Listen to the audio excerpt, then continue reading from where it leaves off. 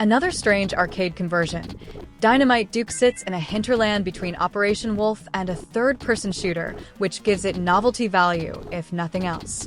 First up, we need to talk about the box art, which is amongst the best things ever. A constipated 50-year-old in combat gear with all the menace of Pingu. The game itself is a scrolling shooter where you control a crosshair blasting enemies and objects whilst avoiding incoming fire aimed at your chunky sprite. There are mid-level enemies and a very odd end of level where your guns are replaced with fists and feet in an almost punch-out style, which is very much a difficulty spike.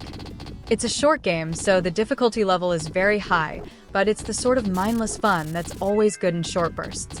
Graphics aren't too dissimilar to the arcade machine with chunky sprites that are detailed, but in a very muted palette. Sound is poor with some murky chiptunes and weak effects that add little to the game. The game itself is fun, but as shallow as a Kardashian with a lobotomy. Far from essential. Not a game that I can recommend unless you really, really like Operation Wolf-style games.